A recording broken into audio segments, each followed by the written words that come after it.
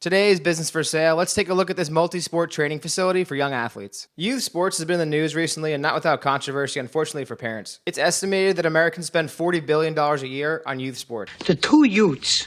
To what? On paper, they claim to generate $460,000 a year in cash flow, a little over $38,000 a month. Let's see if it's a good deal or a trap. If you're a parent who's ever stood on one of these sidelines, you know how they make their money. They make revenue off sports leagues, coaching, clinics, and camps. This specific listing claims to be a 25,000-foot indoor facility. Let's run through the numbers. The seller is asking $1.85 million for the company. For gross revenue, they do $2.2 million a year in annual sales. And the seller lists $461,000 a year in annual cash flow. That's what we'll price the company off of. At $1.85 million, they're asking 4 times annual cash flow for the company. If you go the SBA route, a potential deal might look something like this. Keep in mind, each bank is different. It's important to build in downside scenarios when you run the math. Now some items that we liked from the listing. First is that it's an indoor facility with year-round access. Playing sports from the New York area, it's a constant battle for field time. As a year-round sports facility, you eliminate weather risk, which is important in the New York market to support revenue streams. The next tier is recurring demand. The entire industry is based on recurring demand. Sports continue to be a very healthy habit for kids, and parents want to support their kids. These types of facilities can be rare, and once they sign up one program or one league, it usually recurs over time. Also should be noted is the geography. Based right outside of New York City, Westchester County is a hub for youth sports and youth athlete programs. The company claims to have been around for over a decade, so there should be good brand equity there too in the local market. Sounds great so far, but here's where we'd slow down. Here's some questions that we'd ask during diligence. The first is utilization. While it's great there's year-end programming, how often are the fields used? There's a lot of seasonality by sport, leading to a lot of summer camps and one-off camps. You want to look for a utilization rate somewhere 60 to 80% during peak periods for a company like this. Next major category is liability and insurance. This is always a major category when you're dealing with kids, especially when you introduce sports and injuries. In diligence, you want to ask about insurance coverage for accidents, compliance with state regulators,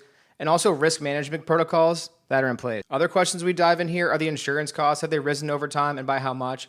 And also injury reports. Is there anything significant with the fields that leads to more injuries and needs significant CapEx to fix? And last but not least here, probably the most important thing is the lease. Given how important the lease is this kind of company, I'd probably dig into the lease first doing diligence. As you can see below, it expires in 2028. You want to ask why, what the renewal terms look like, what kind of rates might look like going forward. That's the big ongoing fixed cost of this kind of company. All of a sudden you lose a few teams and programs, your margins can get really tight. That's today's review. Follow along for more for small businesses. This one's not our deal, but here's the listing idea if you want to apply yourself. And a reminder, this is for informational, educational purposes only. Please do your own research. You can lose more than 100% of what you put in.